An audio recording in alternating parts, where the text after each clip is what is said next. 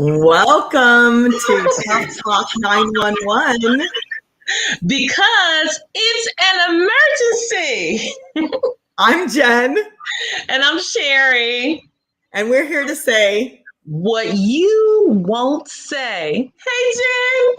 Hey, Sherry. How are you today? Well, once again, it seems like it's been a week since I've spoken to you. I wonder why.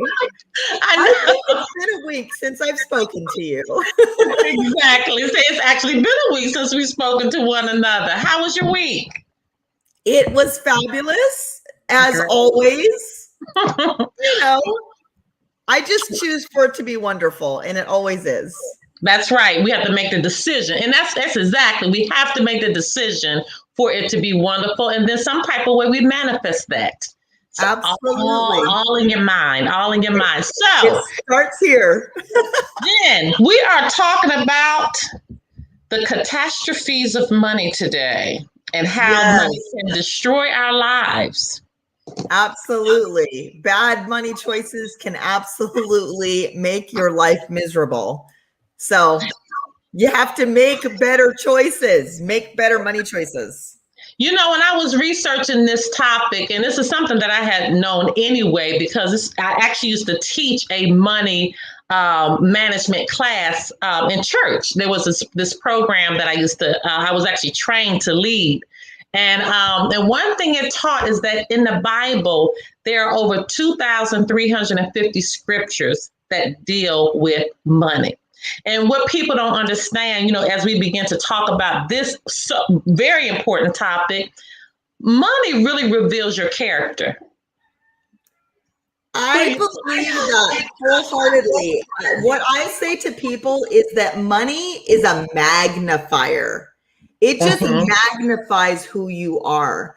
And so you're right. It does reveal your character. It's a magnifier of your character. If you are good and kind, all of those things are going to be magnified with money. If you are selfish and petty and evil, all of those things will be magnified with money. People fail to realize that. Case in point, most marriages break up because of money. A lot of situations of arguments, people not getting along, murders, theft, all about money. Absolutely. Because they don't have a good relationship with money, they let money ruin their relationships. That's right. So you want to dive in today? Absolutely. Let's see what you got. Well, first off, I wanted to talk a little bit about some of the money behaviors that are bad behaviors that can really lead to negative things happening in your marriage, okay? Ooh. Or in a relationship. And marriage is probably the most important one, right? Because you're a team. It's a team effort. So one thing that can be really bad news is if you are financially, you have financial infidelity. Okay, so what does that mean? That means that you are spending money, you're making big purchases maybe without the knowledge of your partner. Okay, that is a big one. People fail to think about that. You've been single all your life, your money's your money, you do what you want with your money. But when you enter a partnership and you are in it together, big purchases need to be discussed with your partner, okay? Because if you don't discuss it with your partner, that is the part where it's like you're having a little bit of financial infidelity, especially if you're doing it and hiding it. Okay. And you've heard about people doing that, like, oh, I bought this, whatever, I'm just going to hide it in the closet. So he thinks it's new. So he thinks it's old and doesn't think that it's new. I hear about women doing that with shopping all the time. Like, I'm just going to hide it in the closet and he'll never know.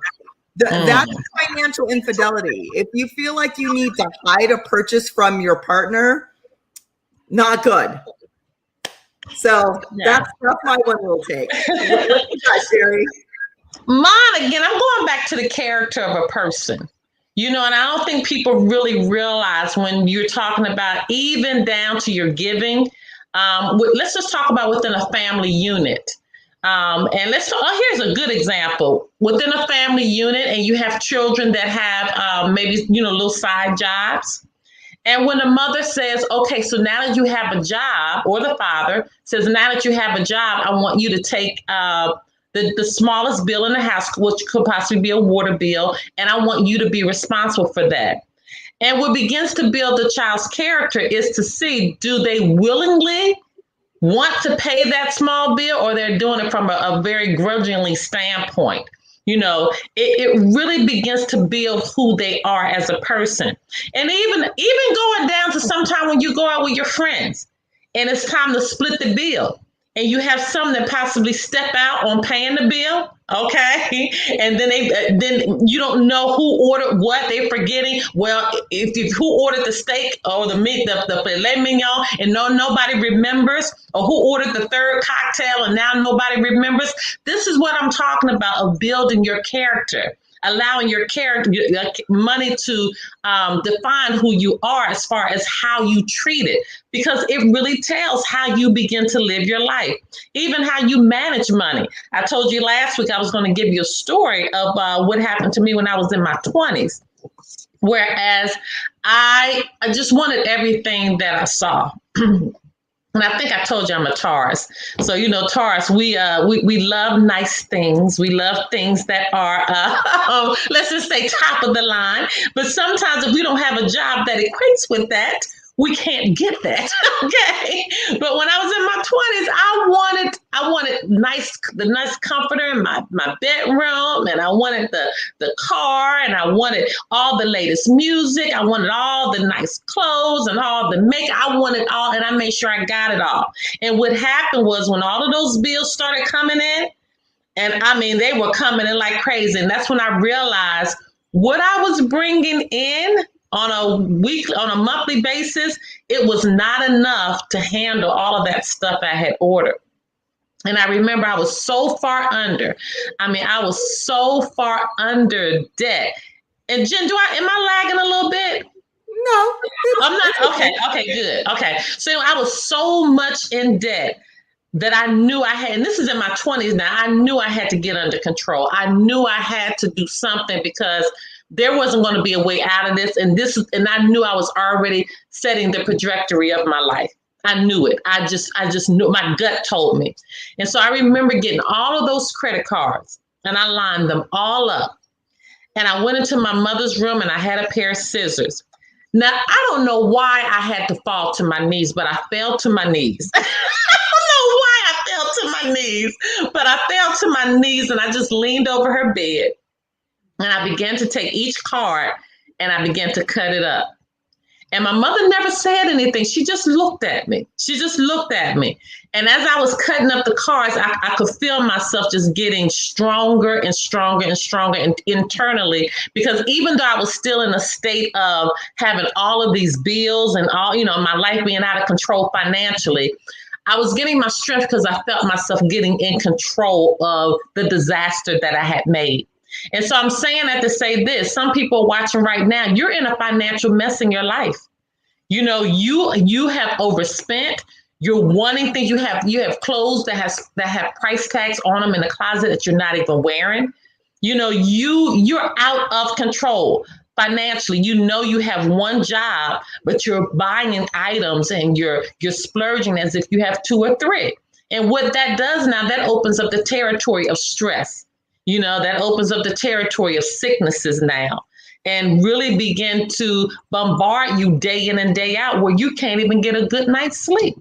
So, Jen, that's my 2 cents. Yeah, I was going to talk about that, like overspending, living above your means. People just like you living above their means. Like, I want this and I want that, and I've got a credit card, and I'll pay for it now. And I'll worry about the bill later. I can't really afford it. And sadly, so many people do that. And it's more young people do that because it feels like free money, right? Mm-hmm. Oh, I got this credit card. I'll just put it on credit. But the piper always wants to be paid. So you're going to have to pay that piper. So you have to make better choices. Do not live above your means. So I did the same thing in my youth. And now I do things like, first of all, I don't have very many credit cards. I went so far the other way. Actually, I had no credit cards and I bought everything with cash, a debit card. If I didn't have the money, I didn't spend the money. However, you can go too far the other way, which is what happened to me, because we live in a world that you need credit. You don't have to use the credit, but you have to be able to have credit. So you don't want to go too far the other way. For me, I went so far the other way. I bought my car in cash. I bought everything in cash. If I didn't have the cash, I didn't spend it. Well, then it came to a time that I wanted to finance a car. And guess what happened? No credit. I didn't have any credit because I had not been paying anything on time for a long time. So I actually had to rebuild my credit from there because I was like, I don't want to ever be in debt again. That's right. It'll make you paranoid. Exactly. So now I'm building it back the other way. So I have credit now. I don't use it. It's all zero balances kind of stuff, but I have it now. So, but you know what I want to deal with now? I want to deal with when you have these unexpected situations that pop up in your life and you really don't know what to do. So I'm going to talk to people now because there was a time in my life as well, whereas I had the job, I had income coming in, bills were paying on time. But what happened was I got pregnant with my last child and I had to be bedridden immediately. And from doing that, and this is the thing, I had just come out of teaching and started and transitioned into managing real estate offices. So I didn't have like a nest fund yet, and I didn't have a retirement there. I didn't have any of that because I was switching careers. So right at the midst of me switching careers, I find out, voila, I'm pregnant. Didn't even think I could get pregnant anymore. And then the doctor put me on bed rest. So now I'm out of an income for almost almost 10 months because I got a little operation after that. So it was almost a year that I was out of an income. And the reason I want to bring that to the forefront, because sometimes in life, you are still doing them. You are doing the right things. You are making sure that you're going to work and what have you, and you got this in order, all of this. And when that happened, Jen, it was around the same time that the mortgage crisis hit. So everything it was just, so I want to talk to those people right now that are in a situation whereas things just happen, and you're just underwater. How do you maintain? When you don't have anybody you can call that can loan you money. The bank won't loan you money. They're threatening to come pick the cars up. They're threatening to foreclose on your house. These are the people I want to talk to now. And I'm going to tell you what I did. First of all, what I had to do, I had to take every day a step at a time. I could not think about what they were going to do, the threatening of the foreclosing of the house. I couldn't think about them threatening to come pick the cars up.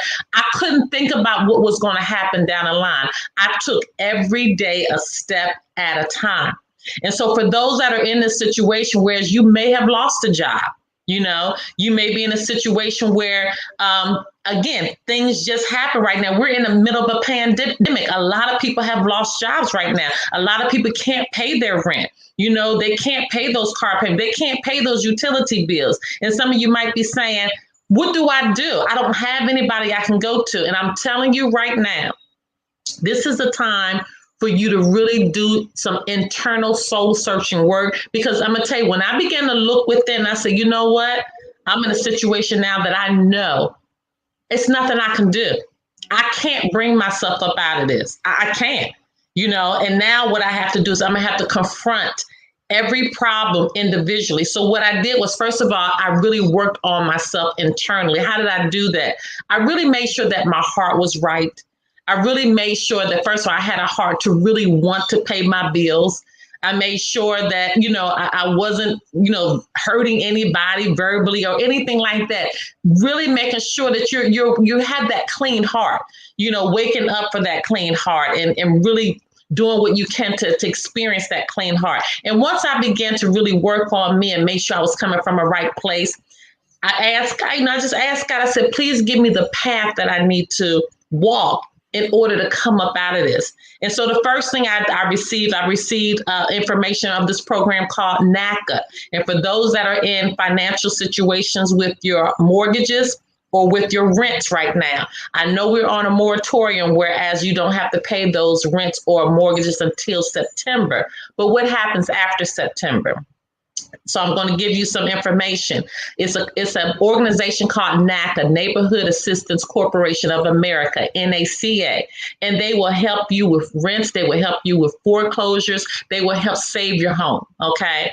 And so what I did was I contacted NACA. In contacting them, I realized, and they uncovered for me, the reason that we were underwater with our mortgage is because they brought in an interest rate. They doubled our interest rate without us knowing it. And we could not understand why our payments had went from one level. Now, all of a sudden, they were over $2,000. So that's one thing. We contacted NACA. They began to go through that paperwork and found out that we were being taken advantage of. But what is the premise of the story here? Once you begin to settle your mind down, once you begin to understand and you really go within to try to do that internal work and really asking God or the higher power or whoever this higher being may be for you. Okay. Once you begin to search and ask for the answers will come. Okay. They will come, but you just got to make sure that you are really doing what you can to manifest this answer. Making sure that you're taking the steps instead of just going in a corner and acting like life is over, because life is not over. And there is a solution. I promise you, to every money problem and situation that's happening in your life, there's a solution out there. But you just got to, again, just position yourself to be able to know what are those steps. And also just seeking help. And Jen, a lot of times your family and your friends, they're not going to be there for you when you really are in need. When you really, really are. I've always had to do it myself. And, the thing is that you're right. You do kind of need to come to a place. I mean, I told a story about crying over money, like actually getting my check, realizing it wasn't enough to take care of what needed to be taken care of, and crying about it, like physically breaking down in tears. And I was dating my husband at the time, and I had gotten my check, and I broke down, and I was like, this isn't enough. Like, I need more than this. Like, this money's already gone. And I remembered that feeling of helplessness, feeling like, well, what am I going to do? This isn't enough. I've got kids I need to take care of and feed and do all of these things, and crying was the only thing I knew to do. And my husband at the time, he was my boyfriend, but he was like, why are you crying? And he goes, does it make the money go further? Why are you crying?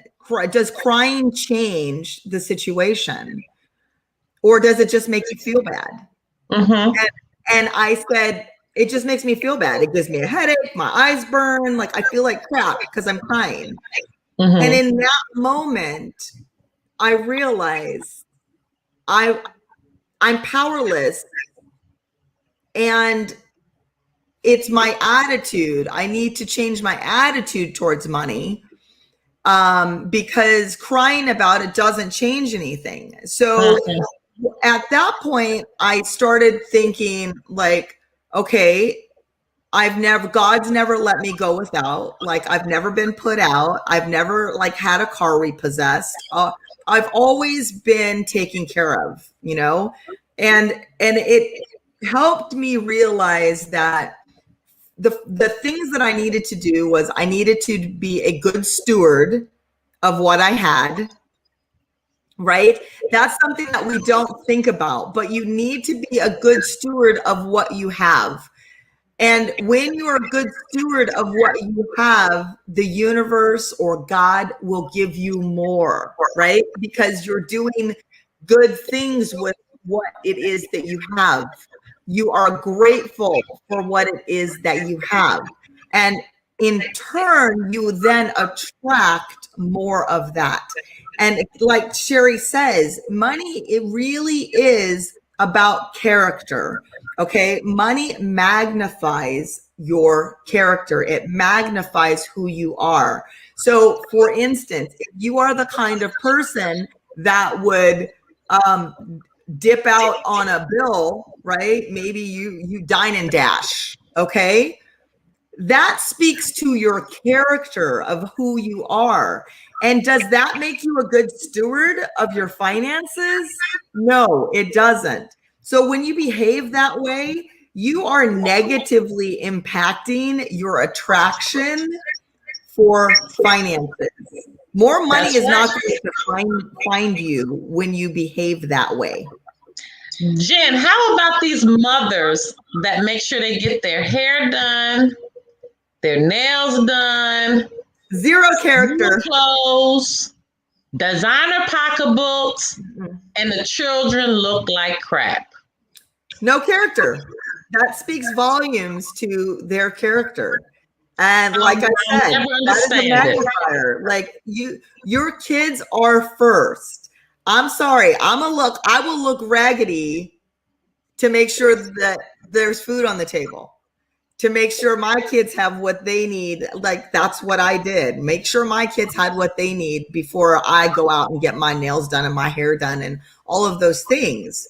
And it's sad to see that. It really, really is. And the other thing that is troubling to me is the manipulation, right, of said women sometimes with using their children, right, to then get more money and manipulate maybe dad, that maybe they're split up or whatever. And they try to come after them for more child support and things like that. But it's not for the child, it's for them. Like they're putting that money in their pocket. They're getting their hair done, taking trips, doing all kinds of stuff, Right, right. And so the next thing I was trying to, I don't know if it came up. I was trying to give them the. Yeah, it did. It's in the comments. I Okay, think. yeah. Yeah. Oh, there it is. Yeah, I want to show that because that is if anyone needs mortgage or rent assistance, make sure you contact NACA.com and they will assist with that. But I wanted to talk about the giving people now some advice. That if they're in a situation. Good money management tips. Yeah, I want to talk. First of all, let me tell you one thing that I learned to do every morning. When I tell you like every morning, every morning, every morning, I train myself before I open up any social media, before I open up any text, any messages. The first thing I do is I check all of my accounts. I have all of my apps on my phone. And I make sure of every last account that I have, even down to my stocks. So when I open my eyes in the morning time, I'm looking at all of my accounts to make sure that any changes that have been made in my accounts, there are changes that I know about. And I cannot stress it enough. That is such a good way of managing your money to make sure that you know what you have. What do you think? Yeah, I actually do something similar. Well, lately I've been just getting into my trading apps because I'm doing cryptocurrency right now, and so Yeah.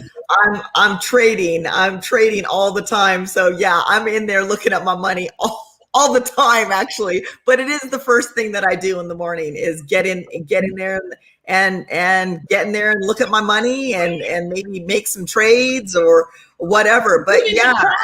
But you'd be surprised, Jen, how many people don't check in on their checking accounts or savings accounts on a daily basis. They have no idea what's in there. You know, That's true. let me give you a quick story. And so this is going to really tell you about my character, how I don't play about my money. There was, it's Bank of America now, but they used to be called Nations Bank. Okay. No, yeah, it was called Nations Bank. And so that was my first account that I had. You know, I had a college account with them. And so I was, again, just checking.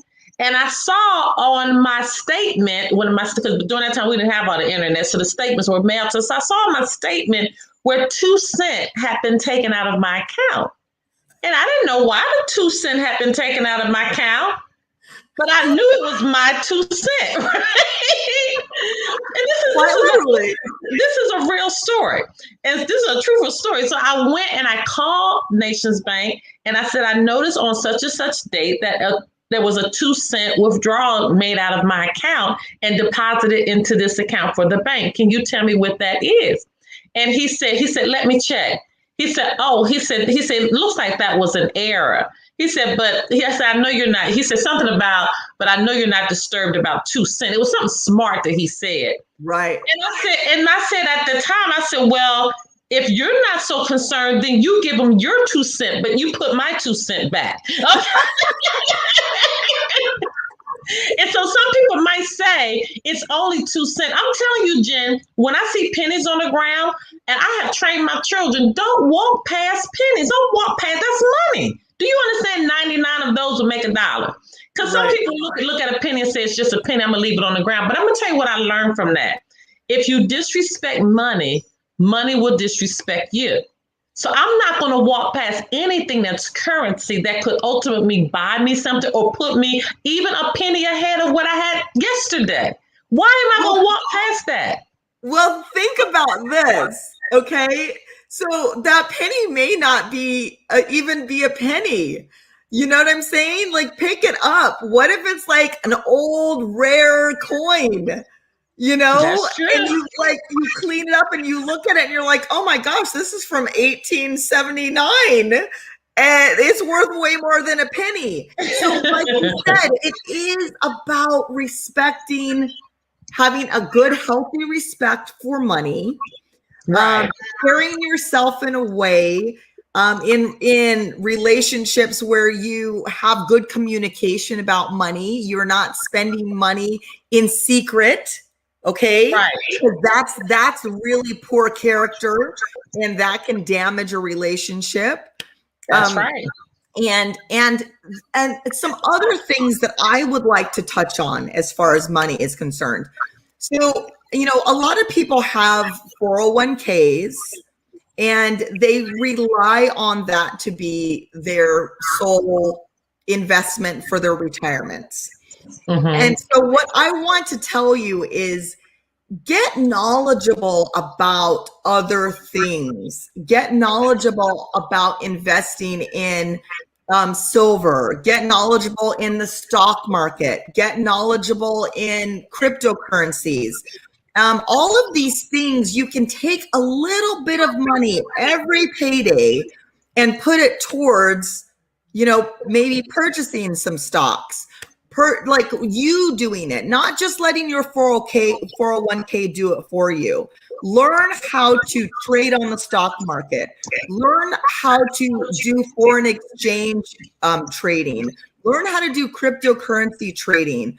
All of these things are going to strengthen your relationship with money. And the more you know about what's going on, the better off you'll be. Okay. Right. And so I encourage you to do those sorts of things. I wish I would have had somebody share that with me earlier in life. But I just now recently taken it upon myself on top of my 401ks to invest with a little bit of my money that I'm getting. Okay. Even after taxes, it's totally worth it. So I encourage you to look into learning how to do investing on your own and learn about it. Okay.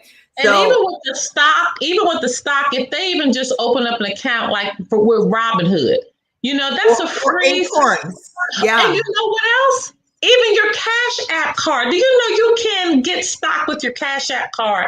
I actually did that. I bought stock with my Yeah, Cash App, and I also bought some Bitcoin with Cash App. You I can did actually that as purchase well. Bitcoin on Cash App as well. So they've made it very simple for people to do this. I have a couple of accounts. I have one. It's called Acorns, and actually, what I'll do is I Acorns. will put a link to Acorns. It's like a referral link, and you can Okay. share it with your friends, and they give you $5, and they give your friends $5. But it's a way for you to invest money.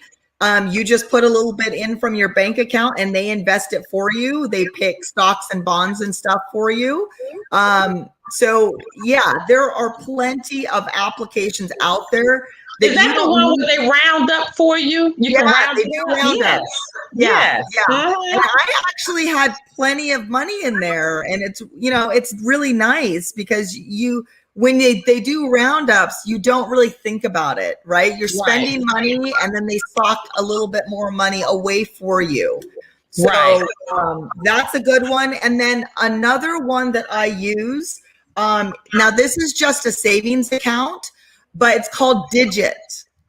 Okay. And Digit is kind of the same thing. You connect it to your bank account, and it's a savings account. So you can tell them how much money you want to put in savings. And then the other thing that they'll do is, so they'll take money from your, when you get paid or whenever you tell them to, and they'll take it and they'll put it into a savings account. And then they will do roundups, okay, Okay. on your spending as well. And that goes into a savings account. So it's Now, Acorns and Digit. yeah, I'm typing Digit down too. Okay. Okay. So, for those, it's great. Digit is good because it's savings, but Acorns is good because it will grow your money. Okay, so I Okay. encourage you to have a savings account, but I would absolutely make sure that you have places where you keep your funds that are going to grow your money. Okay, because savings account is fine, but it's not going to grow. It'll just sit there. But you know what, Jim? What people don't understand is that there's only two ways that you are going to get generational wealth. And so when I say generational wealth, I mean wealth that's going to be passed down to your children and your children's Right. children. And Right. the only two ways that you're going to get generational wealth is through insurance and real estate. And so people have to understand that, yes, you need to have these life insurance policies in place. You really, really do, because think about it. Everybody is going to die. Okay. Everybody's going to check out of here. But wouldn't it be wonderful to have a policy in place, knowing that Big Mama one day is going to pass, Granddad one day is going to pass, and to have a policy in place for the grandchildren. So when Big Mama or Grandpa passes, the children's education is already paid for, right? Their first car is already paid for. Their first home could be already paid for. Getting a life insurance policy and also real estate. You have no idea that the investment in real estate. I was talking to my friend the other day, and he was telling me that he had only $10,000 to his name. And he found someone who was trying to get rid of some land that was $30,000, an older woman. And he told her, I don't have much money. This is all I have to my name, but I want the land because I want to start. I want to start somewhere. I want to have a piece of land that's for me and my family. And so the old lady heard his story, and she said she gave him an opportunity to only put $5,000 down on his $30,000 property, and she financed it for him for 10 years. Okay. Wow. And so I'm saying that to say this, you guys.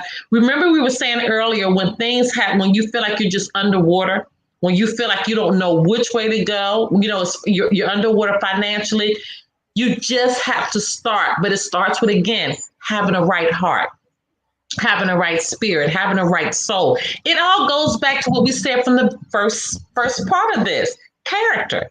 Character. You know, are you treating people? Are you doing right by your own money? That's why I asked, I told you every morning, that's the first thing I do. I check my accounts because that's my character. What is that leading to? It's responsibility. If God one day decides to give me $3 million, $5 million, $10 million, if I ever reach that status, of which I am, of millionaire status, put it out there in the universe. I'm going to reach it. I promise you I am. But when I reach that status, I have to show God that I've done right by what you've already given to me. Too much is a good steward. Much is required. So my thing is that with the job that you have now, are you doing right by what you already have? Or are you, again, maxing out on are all your credit cards maxed out? Are your children taken care of? Do you have food in the refrigerator? Healthy food for them? I mean, all of this is money. All of this is your character. Are you paying your bills on time? Are you giving? Giving is a big part of this as well.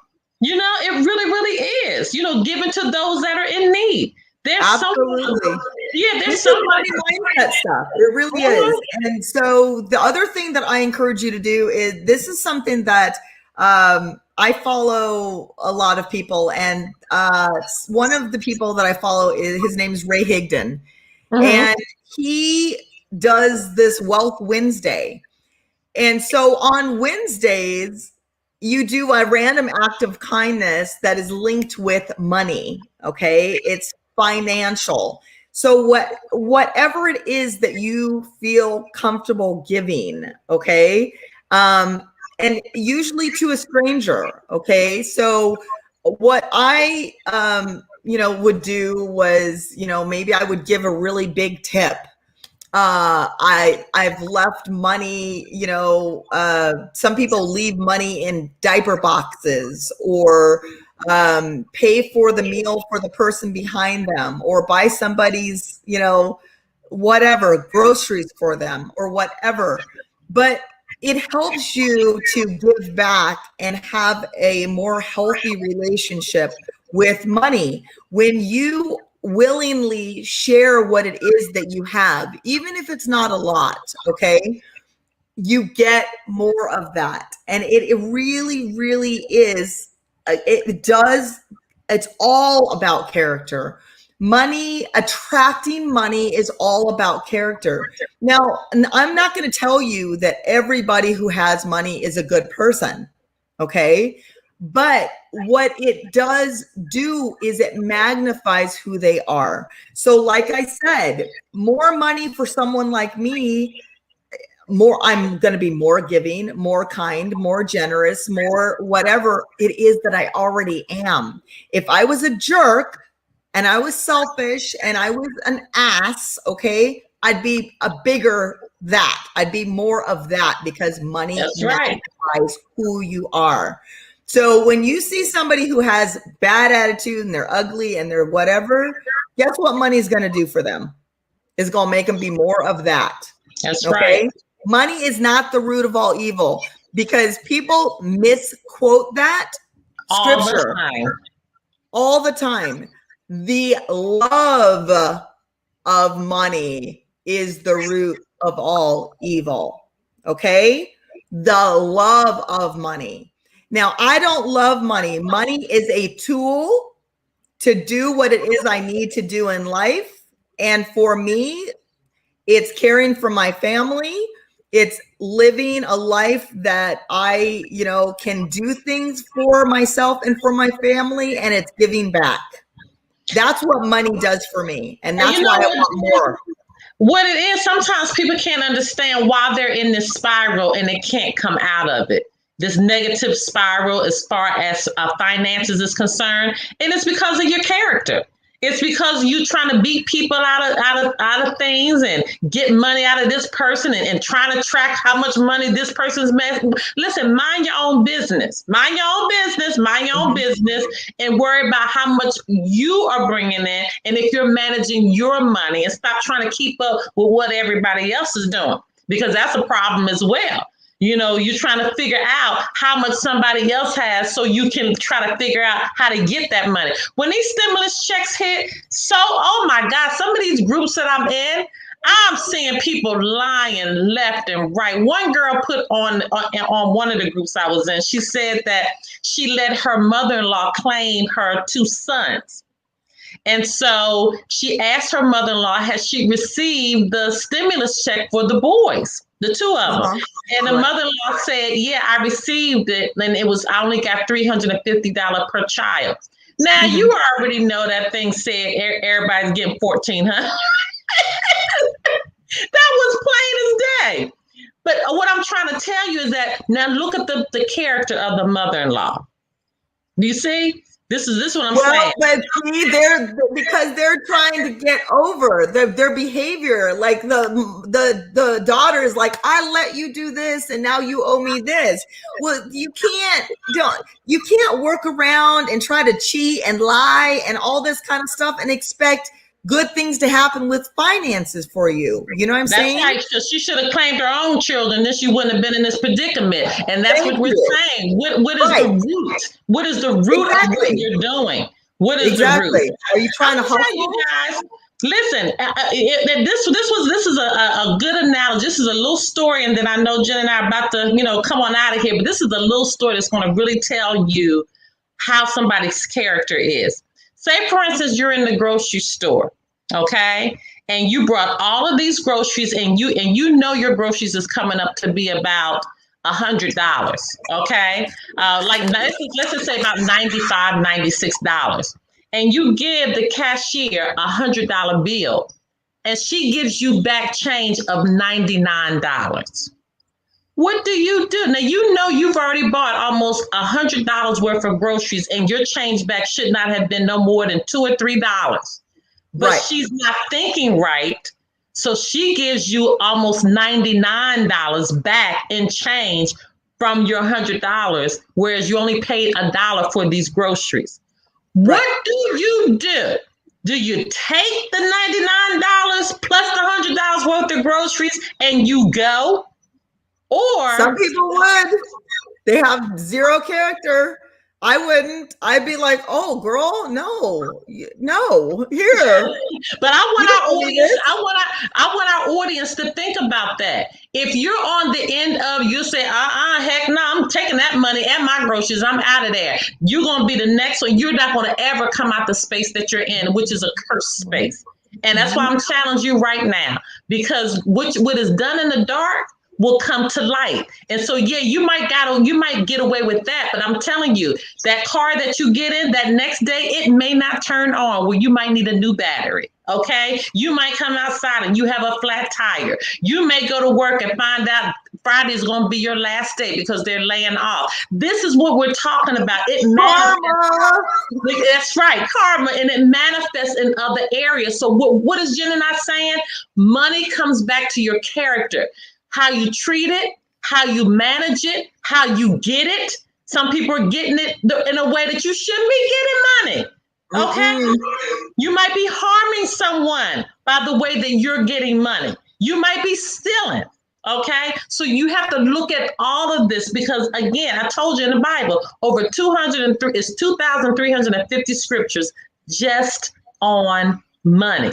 So that tells you the importance of money in our lives, and not trying to so much to get, but what I have, let me manage it. Let me do right by it. Let me give when I can give. And then God's going to position me to move me to the next stage of managing that money. And that's how you begin to work your way up. Today, Jen and I gave you a lot of ideas as far as investing. We said in stock, cryptocurrency, 401ks, foreign exchange, real estate, getting insurance policies. If you have a Cash App card, you can get Bitcoin in stock right there with your purchases.